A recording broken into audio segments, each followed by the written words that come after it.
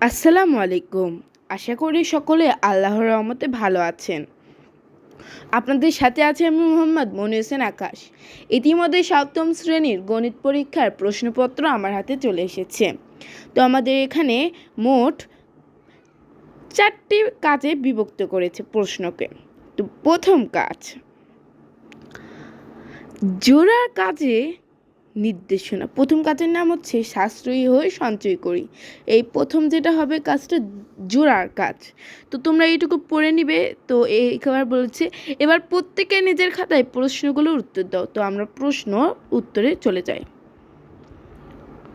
কাজ 1, সাশ্রয়ী হয়ে সঞ্চয় করি। ধাপে ধাপে পরিকল্পনা। 1 নম্বর প্রশ্ন ছিল টেবিলের আকার ও খরচ নির্ধারণ। তো ধরো টেবিলটির দৈর্ঘ্য ও প্রস্থ 36 ইঞ্চি হবে।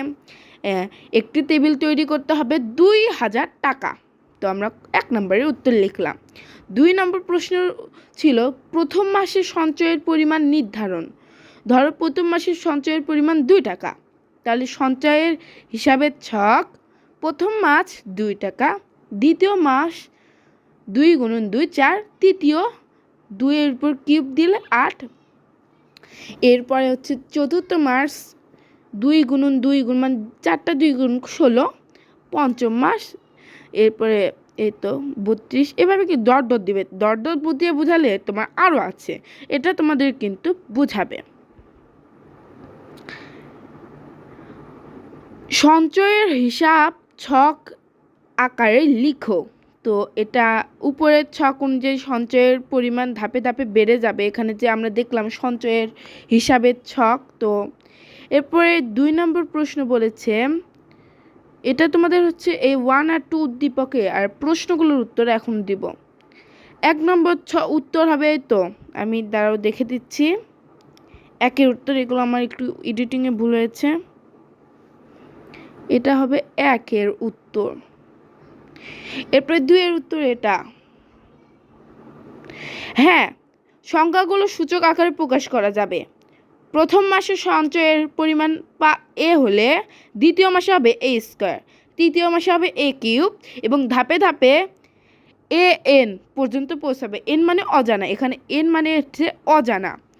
তার মানে আমরা বুঝলাম এখানে এন হলো মাসের সংখ্যা, এন কিসের সংখ্যা, মাসের সংখ্যা, এবং এ হলো প্রথম মাসের পরিমাণ সংখ্যা, প্রথম মাসের কিসের সংখ্যা, পরিমাণ।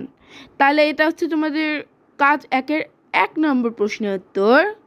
এটা মানে এটা এখানে গেছে, এটা এখানে চলে গেছে। এরপরে এটা 2-3 নম্বরে কি বলেছে দেখো, পঞ্চম মাসে তোমার সঞ্চয়ের পরিমাণ কত হবে। প্রথম মাসে সঞ্চয় করলে 2 টাকা, তাহলে পঞ্চম মাসে সঞ্চয় হবে 25, মানে 2^5, তার মানে 32 টাকা। 4 নম্বর প্রশ্ন কি বলেছে দেখো, তোমার পরিকল্পনা অনুযায়ী টেবিলটি তৈরি করতে মাসে কত টাকা প্রয়োজন হবে। টেবিলের খরচ 2000 টাকা। সঞ্চয়ের প্রথম মাসে 2 টাকা সঞ্চয় করলে ধারাবাহিকতাভাবে কত মাস সঞ্চয় করতে হবে তা বের করার জন্য আমার নিচের হিসাবটি করব। তো এগুলো, এটা হচ্ছে তোমাদের 4 নম্বরের অ্যান্সার। তো এগুলো পড়ে নিবে। আমরা এখন যাব প্রশ্নপত্রে। তো এগুলো পড়ে নিবে, ডাইরেক্ট আমরা যাব এখন প্রশ্নপত্রে। কাজ 2, পরিমাপে দক্ষতা বাড়ায়, দলগত কাজের নিয়মাবলী। কাগজ কেটে একটি ত্রিমাত্রিক মডেল তৈরি করতে হবে যার দৈর্ঘ্য, প্রস্থ ও উচ্চতা সমান থাকবে। দলগত কাজটির পরিকল্পনা করো এবং সবাই মিলে মডেল তৈরি করে। মানে এটা কি কাজ, এটা হচ্ছে তোমাদের গ্রুপ ওয়ার্ক। কী কাজ, গ্রুপ। আর এগুলো কিন্তু একক, গ্রুপে আলোচনা করে প্রশ্নগুলো একক। তো প্রশ্নগুলো আমরা দেখে নিব। তৈরিকৃত মডেলটি কী ধরনের জ্যামিতিক আকৃতি প্রকাশ করে। তৈরিকৃত মডেলটি একটি আয়তন ও একটি তলের ক্ষেত্রফল কত। তৈরিকৃত মডেলটির সম্পূর্ণ তলের ক্ষেত্রফল নির্ণয় করা সম্ভব কিনা, উত্তরের সাপেক্ষে যুক্তি দাও। কাজ মানে 4 নম্বর প্রশ্ন, কাজ 1 সাশ্রয়ে এ উল্লেখিত টেবিলটির একটি পৃষ্ঠের ক্ষেত্রফল তৈরিকৃত মডেলটির আরেক পৃষ্ঠের অনুপাত কত হবে? এটা কিন্তু এখানে অনুপাত, এই তো এটাও কিন্তু। এরপরে কাজ 1-এ সাশ্রয়ী হয়ে সঞ্চয় করি এই উল্লেখিত ওই টেবিলটির সমগ্র পৃষ্ঠতলের ক্ষেত্রফলের সাপেক্ষে তৈরিকৃত মডেলটির সমগ্র তলের ক্ষেত্রফল শতকরায় প্রকাশ করো। মানে এই 4 আর 5 নম্বর প্রশ্নটা হচ্ছে তোমাদের অনুপাত সমানুপাত অধ্যায় থেকে। কোন অধ্যায়? অনুপাত অধ্যায় থেকে। তো আমরা চলে যাচ্ছি অ্যান্সারে। কাজ 2, পরিমাপ দক্ষতা বাড়ায়। দলগত কাজের নির্দেশনা, এটা আমার আর পড়া লাগবে না। তো প্রশ্ন উত্তর। প্রথম প্রশ্নটার উত্তর, তৈরিকৃত মডেলটি কী ধরনের জ্যামিতিক আকৃতি চিহ্নিত করে? তৈরিকৃত মডেলটি একটি ঘনক আকৃতি। 2 নম্বর প্রশ্ন, তৈরিকৃত মডেলটির আয়তন ও একটি তলের ক্ষেত্রফল নির্ণয় করা। ধরা যাক ঘনকের একটি বাহুর দৈর্ঘ্য এ, ঘনকের আয়তন সমান এ কিউব, তাহলে ক্ষেত্রফল হবে এ গুণন এ। একটি তলের ক্ষেত্রফল হবে তাহলে এ গুণন এ সমান এ স্কয়ার, এ স্কয়ার। 3 নম্বর প্রশ্ন ছিল, তৈরিকৃত মডেলটি সম্পূর্ণ তলের ক্ষেত্রফল নির্ণয় করা সম্ভব কিনা উত্তরের সাপেক্ষে যুক্তি দাও। হ্যাঁ, সম্পূর্ণ তলের ক্ষেত্রফল নির্ণয় করা সম্ভব। ঘনকের 6টি সমতল আছে এবং প্রতিটি তলের ক্ষেত্রফল সমান।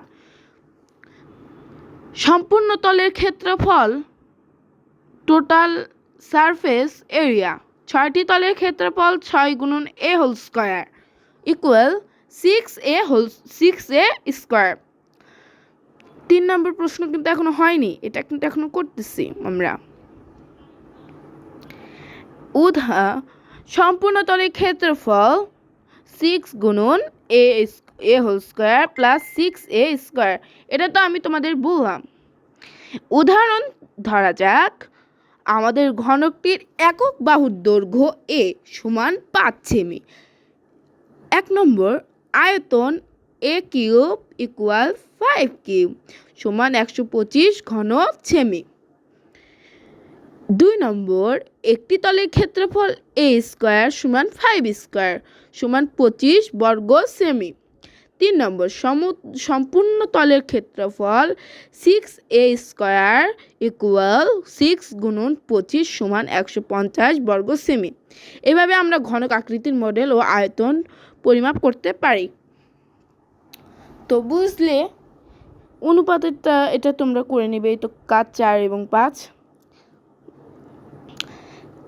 কাজ 3, কত নাম্বার কাজ এখন আমরা করব? কাজ নম্বর 3।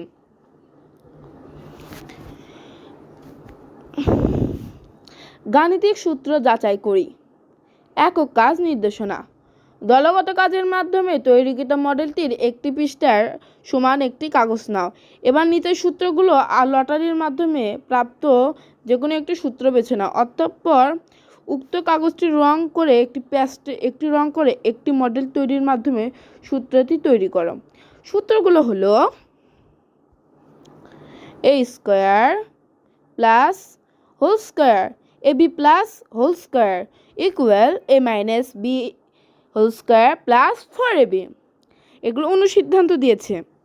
এরপরে a minus b whole square equal a plus b whole square minus 4ab। এরপরে বলছে a square plus b square equal a plus b whole square minus 2ab। এরপরে বলছে a square plus b square plus c square. এটা তো খুবই সহজ, কিন্তু এটা অনুসিদ্ধান্ত দিয়েছে maybe. a plus b plus c whole square minus 2ab plus bc plus c। তো এখন আমরা অ্যান্সারে চলে যাব। তো অ্যান্সারে চলে যাচ্ছি। কাজ 3, গাণিতিক সূত্র যাচাই করে দেখি। একক কাজ 1 এর নির্দেশনা। আমরা দলগতভাবে তৈরিকৃত মডেলটির একটি পৃষ্ঠের সমান কাগজ কেটে নিব। এরপর লটারির মাধ্যমে প্রাপ্ত যে কোনো একটি সূত্র বেছে নিয়ে উক্ত কাগজটি রং করে একটি মডেল তৈরির মাধ্যমে সূত্রটি প্রমাণ করব। ধরা যাক আমরা 1 বেছে নিয়েছি। a plus B whole square plus square plus 2ab plus B square. এখন মডেলটির একটি পৃষ্ঠের দৈর্ঘ্য এ এবং বি ধরে আমরা কাগজের পৃষ্ঠার এ সূত্র প্রমাণ করব। পদক্ষেপ সমূহ 1, মডেলের একটি পৃষ্ঠের সমান কাগজ কাটা।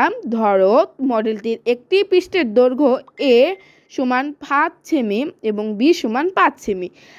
আমরা 10 × 10 সেমি একটি কাগজ কেটে নিব। 2 নম্বর মানে আমাদের টেকনিক, কাগজের রং করে মডেল তৈরি।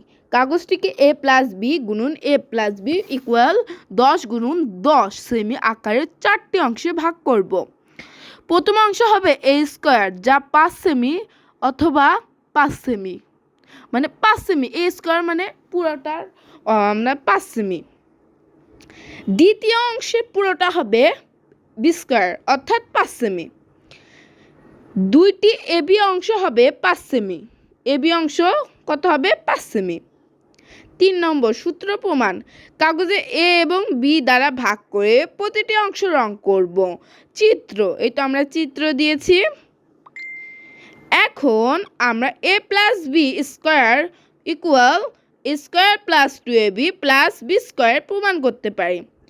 সূত্রের প্রমাণ, a plus B square equal মোট ক্ষেত্রফল ইকুয়াল 10 × 10 × 100 বর্গ সেমি। 2 নম্বর পৃথক অংশগুলো ক্ষেত্রফল যোগ করলে, তো একটু যোগফল দেখে নাও, এই পেজেও আছে, দেখে নাও।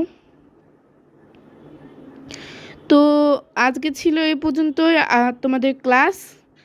তো আমি কিন্তু তোমাদের সম্পূর্ণ করিনি, মেবি এই তো আরেকটা বাকি আছে তোমাদের। দেখো, এটা মেবি একক কাজ 2 এর নির্দেশনা, তো এটা তোমরা করে নিবে। দেখো, কাজ 4, জ্যামিতিক আকৃতি বুঝি ও পরিমাপ করি। একক কাজ 2 এর নির্দেশনা, A4 সাইজের অথবা আয়তার আকৃতি এক টুকরো কাগজ নাও। কাগজটির কর্ণ বরাবর কেটে 2 অংশে ভাগ করো। অংশগুলো কোণ চিহ্নিত করো। কেটে নেওয়া অংশ 2 কোণ ধরনের জ্যামিতিক আকৃতি নির্দেশ করে। আকৃতি 2টির বৈশিষ্ট্য লিখো। চাঁদার সাহায্যে যে কোনো একটি আকৃতির কোণগুলো পরিমাপ করে যোগফল নির্ণয় করো। 2 নং উল্লেখিত আকৃতির বাহুগুলো যে কোনো এককে পরিমাপ করো এবং বাহুগুলোর মানকে হর ও লব হিসেবে ব্যবহার করো। যতগুলো সম্ভব প্রকৃত ভগ্নাংশ তৈরি করবে। 3 নং এ প্রাপ্ত ভগ্নাংশ প্রকৃত ভগ্নাংশটিকে 3টি করে গুণিতক নির্ণয় করো। 3 নং এর প্রাপ্ত প্রকৃত ভগ্নাংশগুলোকে সমহর বিশিষ্ট ভগ্নাংশে রূপান্তরিতের মাধ্যমে লসাগু নির্ণয় করো। 1 মিনিট, এটা আমিও করে দেব। এটা আমি শর্ট ভিডিওর মাধ্যমে এই উত্তরটা কার মাধ্যমে